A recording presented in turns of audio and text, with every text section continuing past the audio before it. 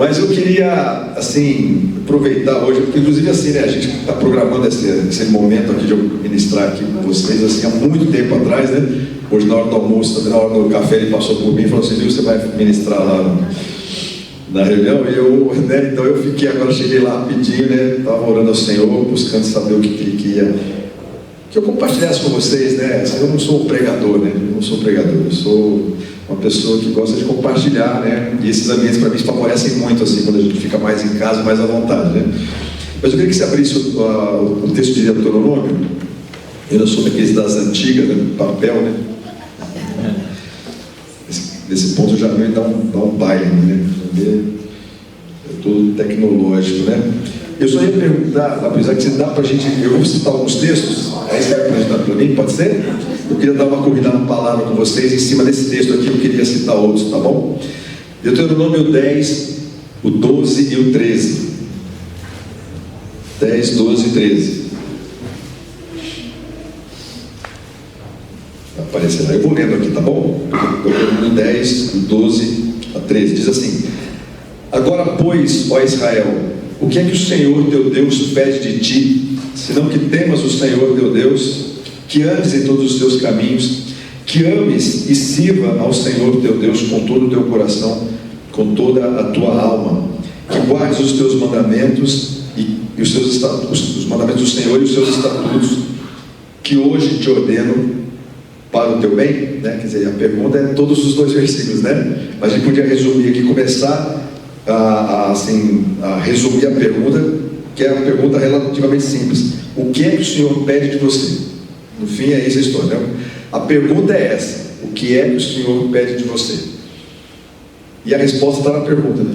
No texto, a própria resposta aí ele vai dar à medida que você vai lendo o texto, porque a pergunta é essa: o que ele pede de ti? Quando é que esse texto foi citado? Quando é que essa situação ocorre, né? Moisés está prestes a entrar, o povo está prestes a entrar na terra prometida.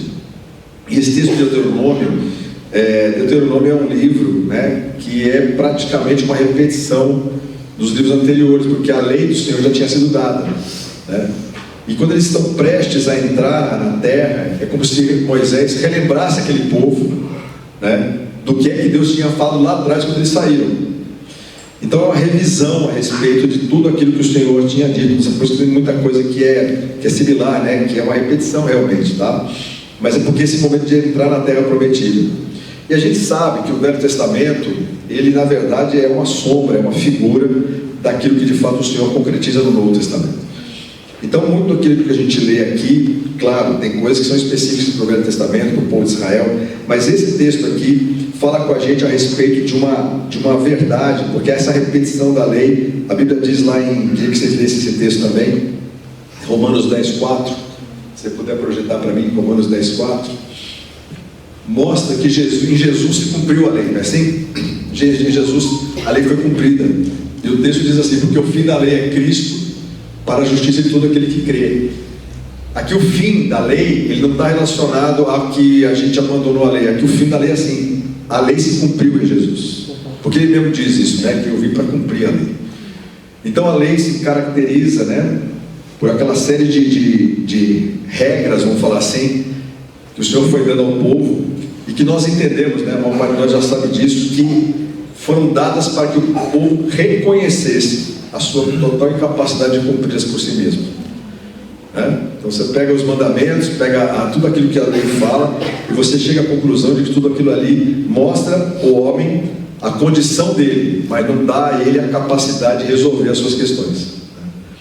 Então é como se você dissesse o seguinte, né? Você tem uma parede aqui, imagina que ela esteja no prumo, né? Mas como é que a gente sabe que ela está no prumo, né? Então você coloca um prumo aqui, se o prumo estiver afastado da parede, é sinal de que a parede está fora do prumo, não é assim? Ou se ela estiver batendo na parede, é porque ela está do outro lado, mas ela está torta.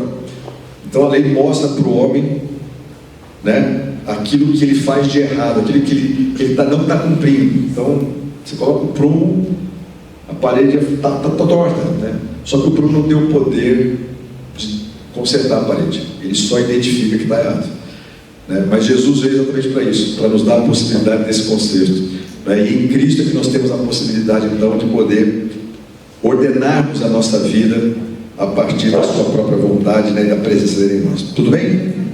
Então, a pergunta está aí, colocada: o que é que Deus pede de você? Então agora nós vamos ler aqui o texto, que eu queria destacar para vocês 5 verbos que aparecem aqui. São 5 verbos que estão aqui destacados, e eu gostaria de meditar com vocês sobre esses termos, né, esses verbos que estão aparecendo aí.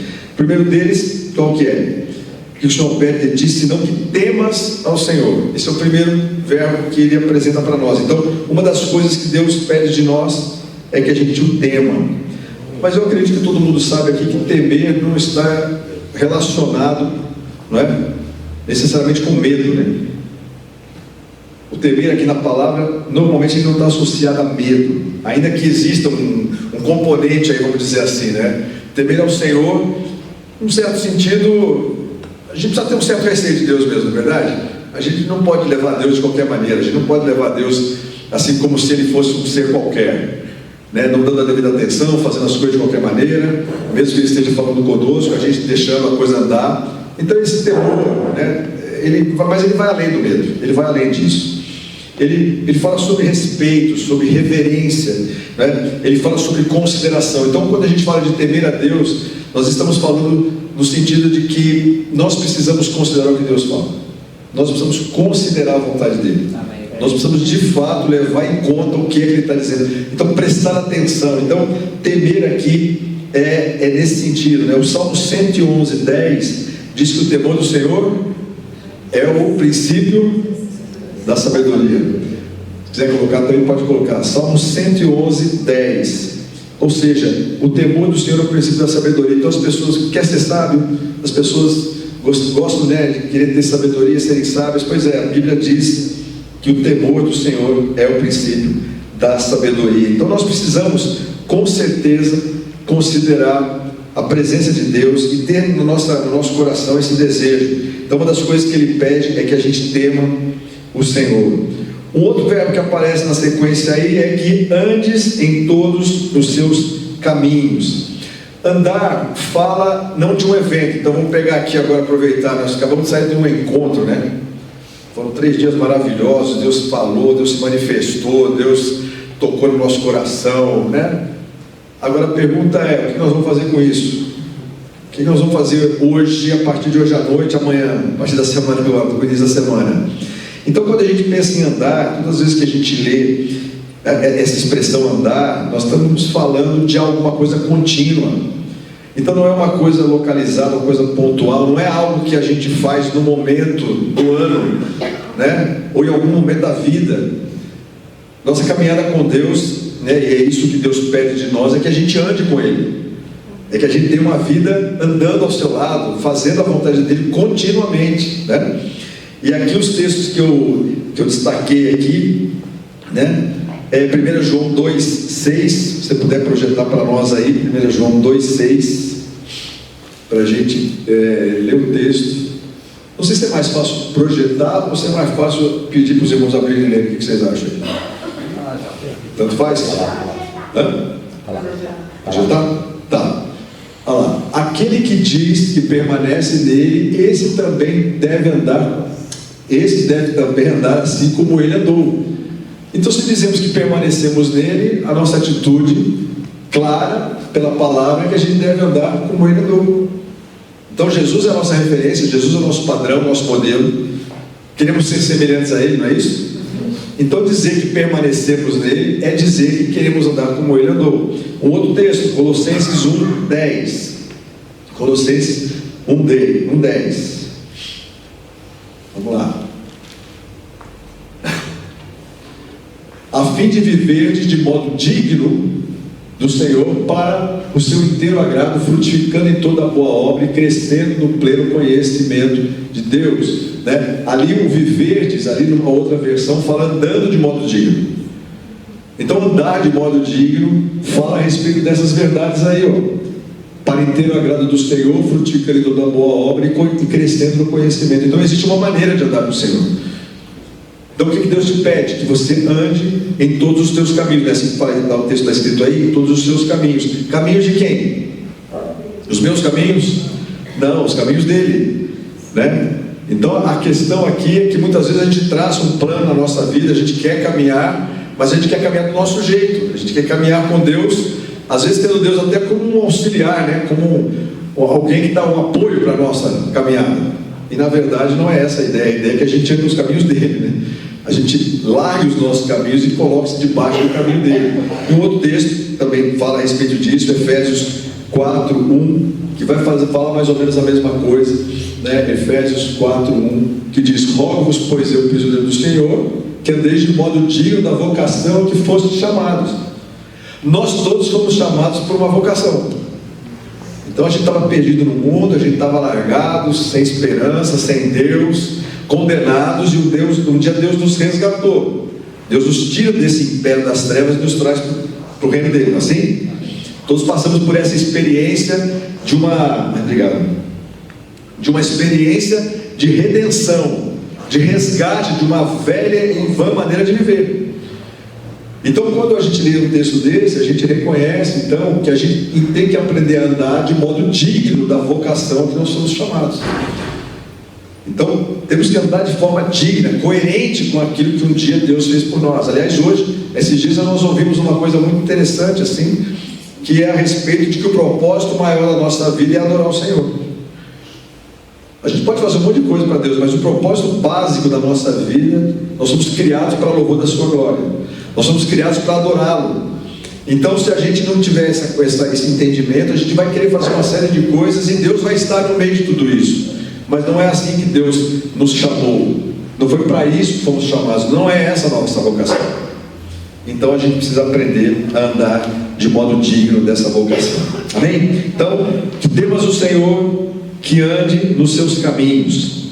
O texto seguinte, o verbo seguinte diz que você o ame. Que você o ame. E amar aqui, acho que todo mundo sabe disso, né? Amar aqui é muito mais do que um sentimento. Amém? Amém. Todo mundo já tem essa consciência, né? Quando eu digo eu te amo a Deus, eu não estou falando de um sentimento. Até porque quando dizemos do amor-sentimento, nós estamos falando de uma coisa extremamente volúvel, né? Alguma coisa que oscila demasiadamente. Eu tenho certeza que todos nós aqui já passamos por essa experiência de declarar o nosso amor a alguém, seja nossa esposa, filhos, irmãos, enfim. E se essa declaração está baseada no que eu estou sentindo naquele momento, por exemplo, saímos do encontro, todo mundo se amando, não é verdade? Todo mundo se amando, todo mundo abraçando, chorando, orando uns pelos outros, tá? Mas a gente sabe que o andar, já que nós estamos falando de caminhada, de andar, certamente em algum momento as coisas não vão estar de acordo. Elas não vão ficar exatamente sempre do mesmo jeitinho, certinho. Em algum momento vai haver alguma variação e esse sentimento pode mudar. Esse sentimento pode mudar, né? Esse sentimento pode variar, esse sentimento pode se transformar em amargura, em raiva, em uma série de outras coisas, porque nossos sentimentos eles oscilam. Mas quando a gente lê amar na Bíblia, nós não estamos falando de sentimentos, certo? Todo mundo tem consciência disso. Estamos falando de uma atitude, de uma disposição clara em amar, que vai muito além dos sentimentos. Então amamos não é porque a gente está sentindo alguma coisa, nós amamos porque Deus coloca em nós o amor dele. Amém. Nós amamos porque Ele nos amou primeiro. Então o amor dele é que está em nós, é com esse amor que eu preciso amar.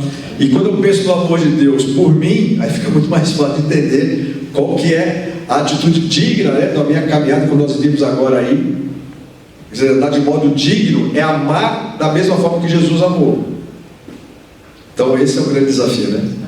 Esse é o grande desafio para nós. Então a gente entender que a gente ama o Senhor de tal maneira, ama as pessoas, ou a gente o ama de tal maneira que de fato Ele esteja, o nosso amor por Ele esteja acima de tudo e de todos. Não é assim que a palavra fala? A gente precisa amar a Deus acima de qualquer coisa.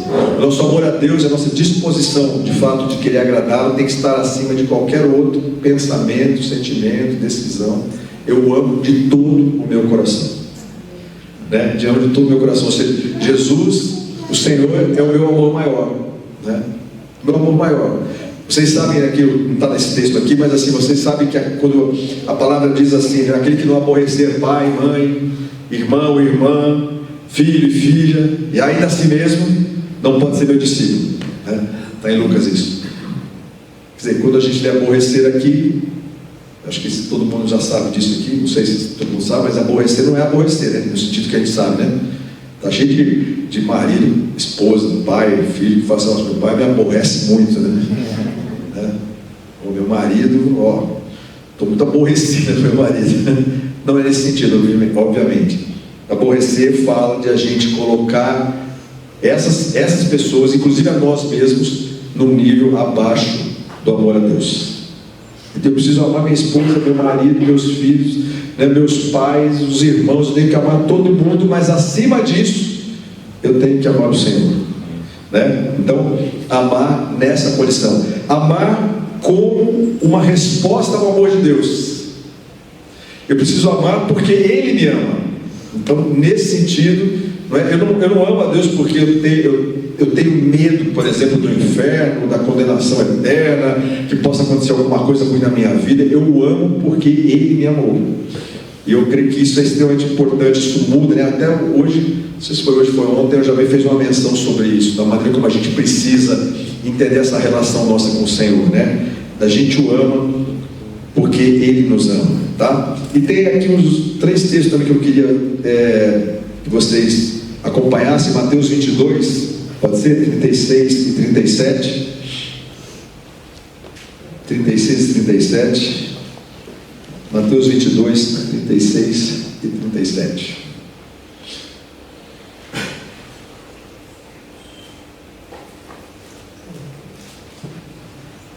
Uma pergunta, né?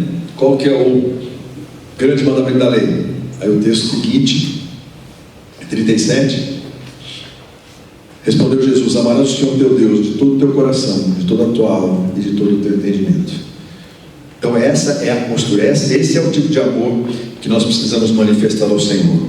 O outro texto é 1 João, esse não precisa até nem passar, porque é 1 João 4,19, que fala exatamente isso. Nós amamos porque Ele, né, nos amou primeiro. Romanos 8, 28.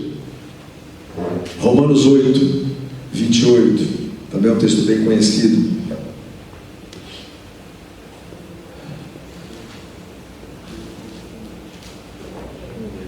Sabemos que todas as coisas cooperam para o bem daqueles que amam a Deus, daqueles que estão chamados segundo o seu propósito.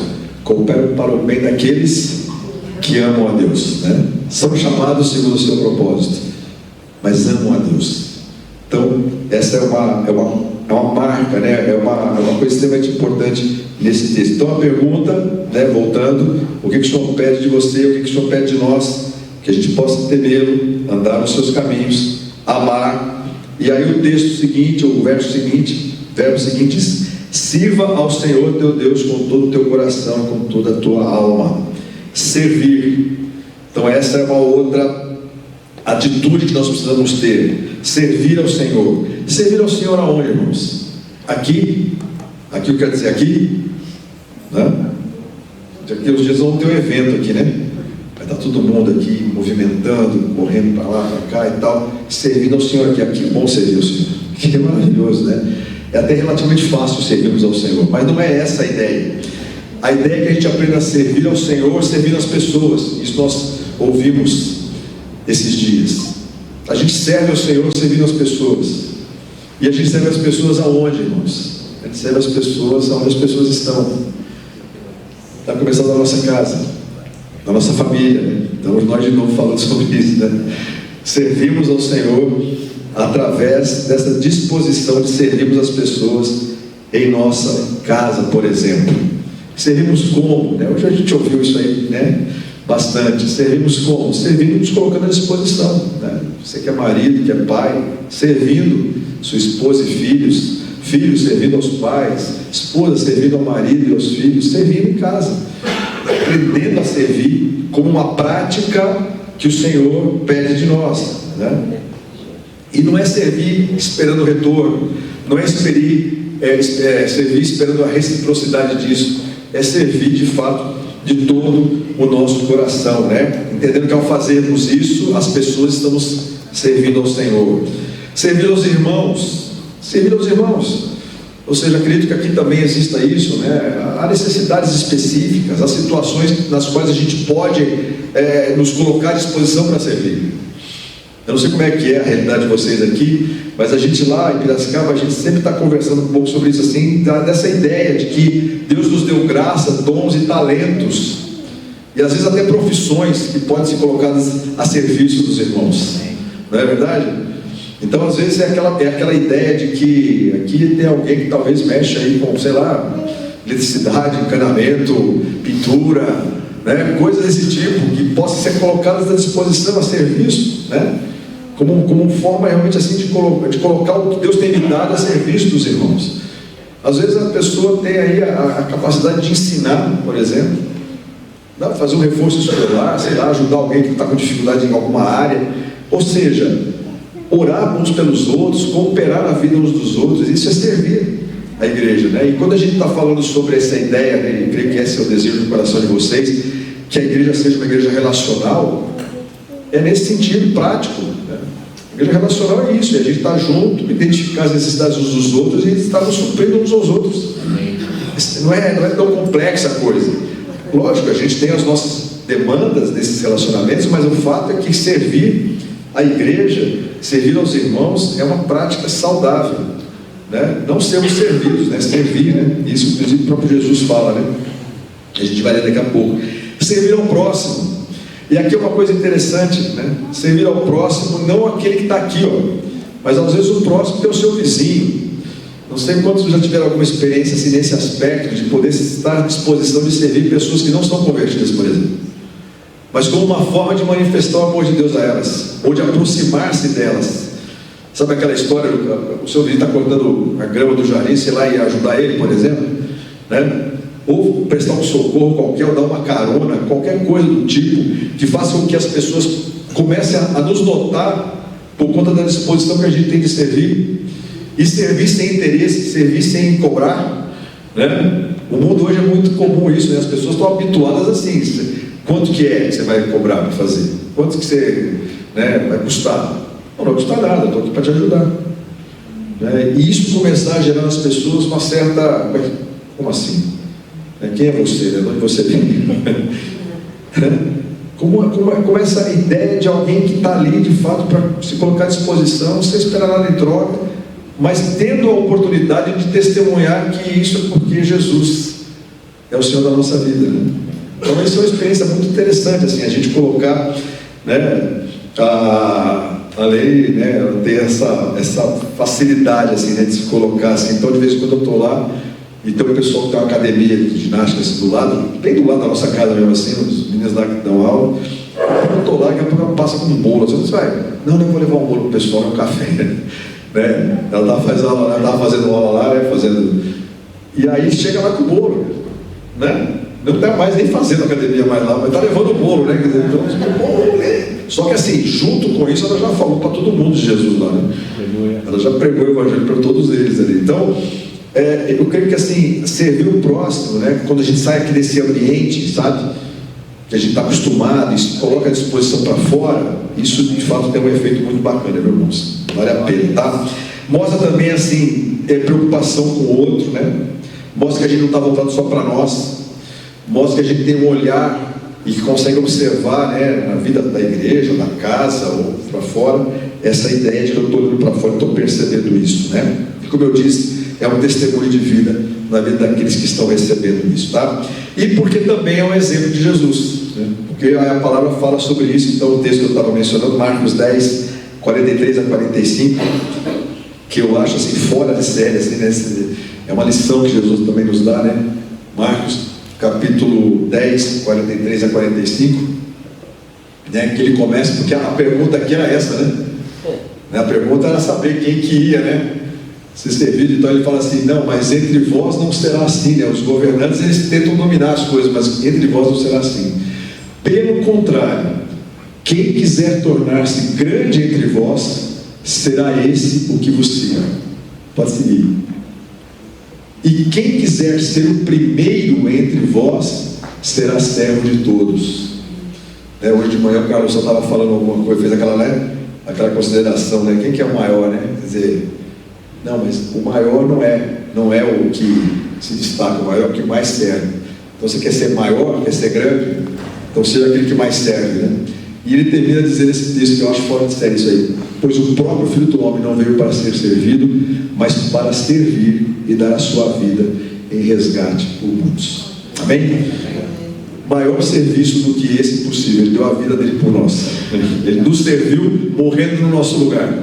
Então isso eu acho que é uma coisa que a gente precisa levar em consideração, né? Mas tem mais dois textos que estão relacionados a isso. Gálatas 5,13, que fala um pouco disso também.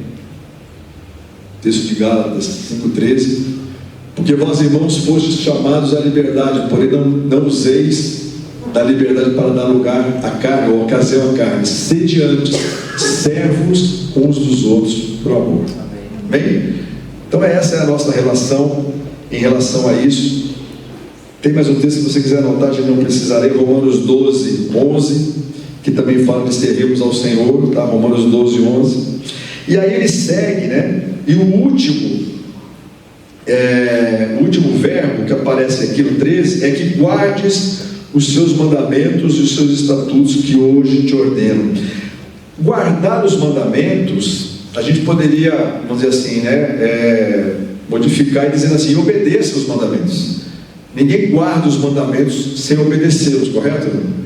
Guardar os mandamentos não é uma questão apenas de memória, não é apenas uma questão de anotarmos os mandamentos e engavetá-los, guardando-os numa gaveta ou dentro da Bíblia. Esse texto está falando sobre a gente obedecer. Guardar os mandamentos é um ato de obediência. Então o que Deus pede de nós? Pede que a gente obedeça, né? E como ele diz no texto aqui: obedeça os mandamentos do Senhor e os seus estatutos que hoje te ordeno. Tá, ele está falando aqui, como eu disse no começo, relembrando o povo de Israel sobre tudo aquilo que tinha sido ensinado já, né? E aí a gente percebe o seguinte: mais do que saber os mandamentos, mais do que ensinar os mandamentos, Deus espera que a gente obedeça os mandamentos. Aquilo que precisa ter apenas de conhecimento, não pode ser apenas de a gente ensinar, tem que ser uma coisa prática. Então, um exemplo simples: a palavra fala para a gente perdoar, não é assim?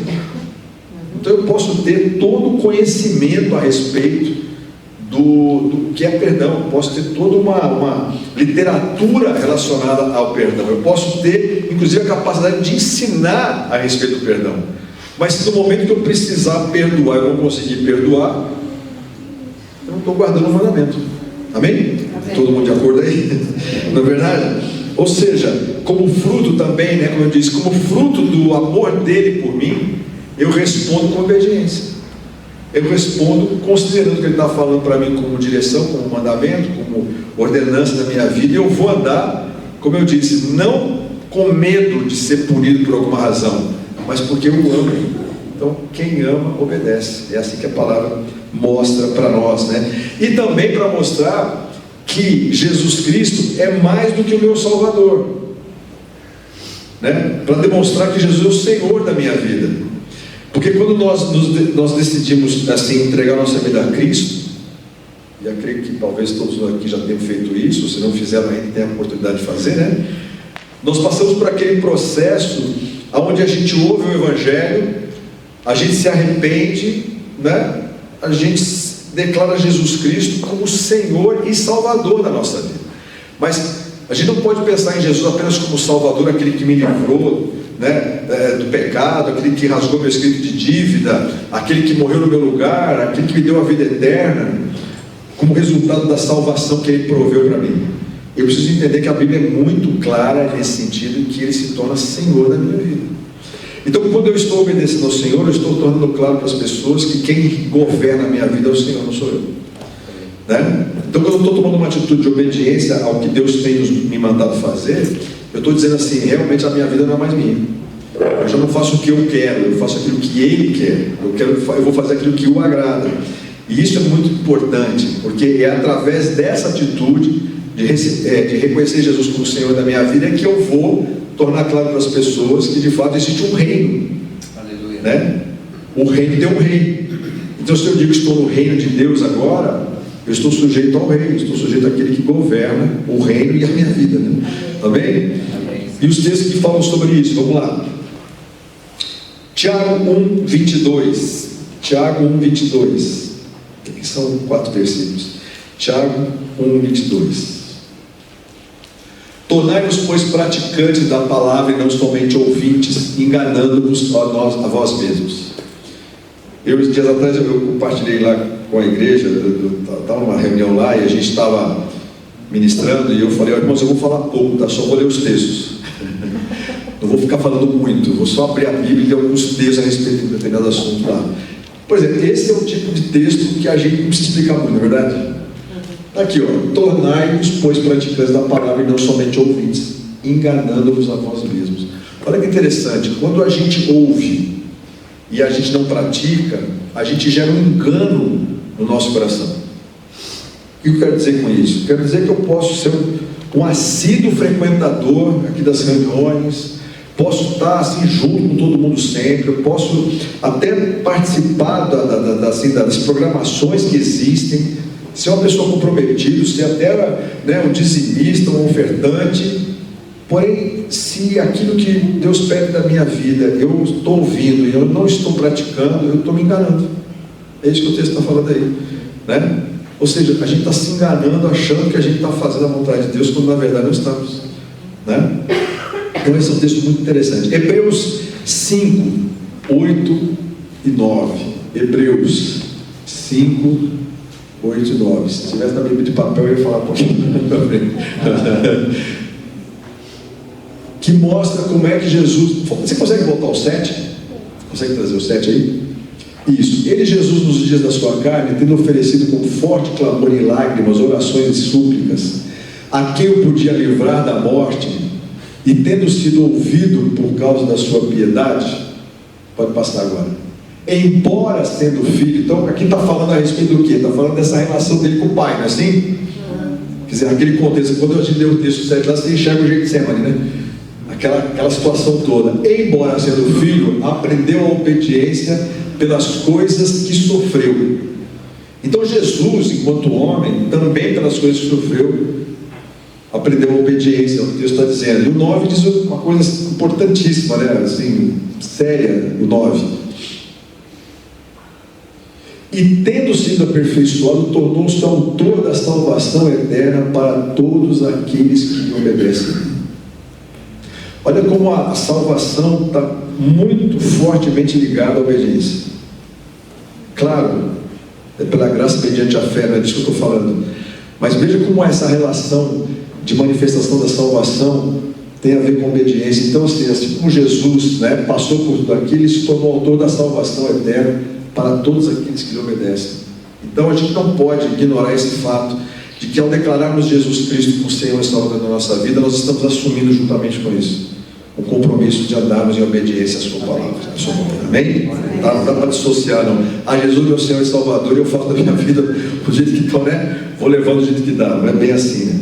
João 14, 21, que é um texto conhecido também, né? 14, 21, João 14, 21.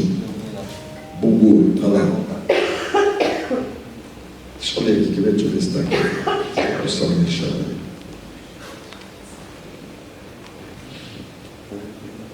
Ó, 14, 21, eu vou ler o 15, porque ele fala mais ou menos a mesma coisa. João 14, 15 diz assim: se me amais, guardai os meus mandamentos. E no 21 diz assim: aquele que tem os meus mandamentos e os guarda, este é o que me ama, e aquele que me ama será amado do meu Pai, e eu o amarei e me manifestarei a ele. Aquele que tem os meus mandamentos e os guarda, este é o que me ama. Quantos tem filhos aqui? Joia, o que você prefere do seu filho? Ouvir toda hora ele dizer assim: eu te amo papai, te amo mamãe, ou se você prefere que ele vá lá e faça o que você pediu para ele fazer? Porque tem filho que é assim, né? E beija o pai, abraça o pai, não sei o que, a mãe, te amo, te amo, te amo. Então, pois é, então por favor, arruma teu quarto, já vai, já estou indo, assim? O que agrada mais o nosso coração? Ouvir uma série de coisas assim, que são gostosas de ouvir, lógico, mas quando você dá uma direção, uma ordem, ele responde. Então a palavra aqui é muito clara: aquele que ama, aquele que guarda os meus mandamentos, é o que me ama. Então, olha que interessante, o amor está relacionado à obediência.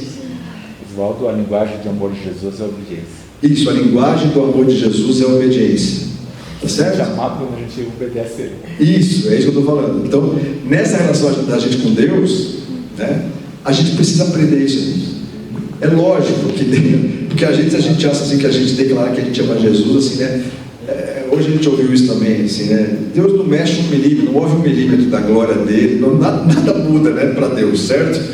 Nem quando a gente faz tudo certo, faz tudo errado, Deus está lá, né? Estabelecido no trono e ponto, né? Mas às vezes dá a impressão assim que a gente, se falar muito que ama a Deus assim e tal, ele vai ficar mais feliz com a gente, né? Ele vai se alegrar mais, ele vai trazer a gente mais para perto, né? Não. Pode falar até que ama, lógico, tem que falar mesmo, porque a gente ama a Deus, né? Mas obedece. Mas obedece. Põe em prática aquilo que você tem aprendido, né? E o último texto nesse sentido, 1 João 5,3. 1 João 5,3, vamos lá. 1 João capítulo 5, verso 3. Deixa eu achar. 1 João 5,3. Se alguém achou também, pode falar aí, sem problema, tá? Está aqui, ó. Porque este é o amor de Deus, que guardemos os seus mandamentos, e os seus mandamentos não são pesados. Os seus mandamentos não são pesados. Guardemos os mandamentos e eles não são pesados. Guarda esse texto aqui que eu quero falar agora no finalzinho aqui, algo muito interessante nesse sentido. Porque talvez para muitos de nós esses mandamentos sejam pesados. Ou alguns deles, né? Falando assim, né? Talvez a gente possa dizer assim, não, olha, andar com Deus não é fácil nunca. Não é simples, não é de qualquer maneira não. A gente, né? Mas qual que é a questão? O que faz com que os mandamentos, né? A gente leu aqui, né? Não sei o que eu estou falando, é a Bíblia que está falando, né? O que faz com que a gente possa declarar que os mandamentos do Senhor não são pesados, irmãos? Porque tem coisa, vamos falar a verdade, né? Amar o inimigo, assim? Abençoar o que maldiz, andar uma segunda milha, dar a capa, quer dizer assim, vamos ser sérios, quando eu li Mateus ali, você fala, ó, não é tão simples, né? Para nós não é tão simples. Mas o que faz com que a gente possa ler um texto desse e crer num texto desse? Eu acredito assim que existe um antes de Cristo e um depois de Cristo. Em que sentido? Antes de Jesus, por exemplo, não antes de Cristo assim, no sentido histórico, não é isso que eu estou falando. Eu estou falando assim, antes de Cristo na minha vida e depois de Cristo na minha vida, tá? Porque quando a gente pensa em tudo isso que nós acabamos de ler aqui, né? E que o texto fala, então, ou seja, temer ao Senhor, andar em todos os seus caminhos, amar, servir e guardar ou obedecer os seus mandamentos.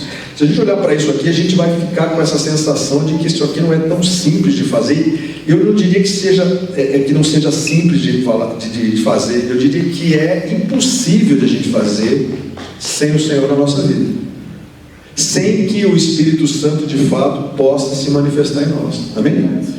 Eu acho que a gente às vezes assim dá né, a gente vai tentar se esforçar e fazer, e a gente se frustra, e a gente não consegue, a gente dá 2 passos para frente, 3 para trás, e tropeça aqui, cai a colar, como dizia um cântico antigo. Então, a gente assim, e a gente vê que a nossa vida é um alto e baixo, uma coisa assim. Eu tenho comigo que para a gente dizer que os mandamentos do Senhor não são penosos, significa que eu entendi que sem o Senhor eu não sou capaz de fazer nada disso. Amém. Eu não sou capaz de cumprir a vontade dele. Porém, né, eu posso declarar que o poder do Espírito Santo na minha vida me capacita a praticar toda a sua vontade. Amém? Quer dizer, praticar assim, no sentido de tomar os textos e dizer assim, bom, eu não sou capaz, mas o Senhor em mim é capaz. Amém. E aí sim eu posso declarar que os mandamentos, né, do Senhor não são penosos. E o último texto que eu queria ler nesse sentido, né, é Romanos 8, de 1 a 2, voltou? Romanos 8, 1 e 2, né? É que faz com que a gente talvez entenda isso, né? Agora, pois, já não há nenhuma condenação para os que estão em Cristo Jesus. Ou seja, os que estão em Cristo Jesus não estão mais debaixo da condenação. Do 2. Porque a lei do Espírito da vida em Cristo Jesus te livrou da lei do pecado e da morte. Ou seja, uma lei maior agora determina como é que eu vou ser, como é que eu vou viver. Havia uma lei anterior, que era a lei do pecado e da morte. Estávamos condenados, estávamos fora do propósito de Deus. Mas aí, tomando essa decisão de entregarmos a nossa vida ao Senhor, recebemos o Espírito, e a lei do Espírito da vida em Cristo Jesus é que nos livra dessa condenação e dessa lei do pecado e da morte, né? Então eu queria assim deixar aqui, finalizando aqui a palavra, tornando claro assim que o Senhor, na sua morte, na sua ressurreição, naquela obra que Ele realizou por nós, Ele não apenas nos livrou da condenação, Ele não apenas nos livrou da culpa, né, dessa coisa, dessa distância que havíamos entre nós e Deus.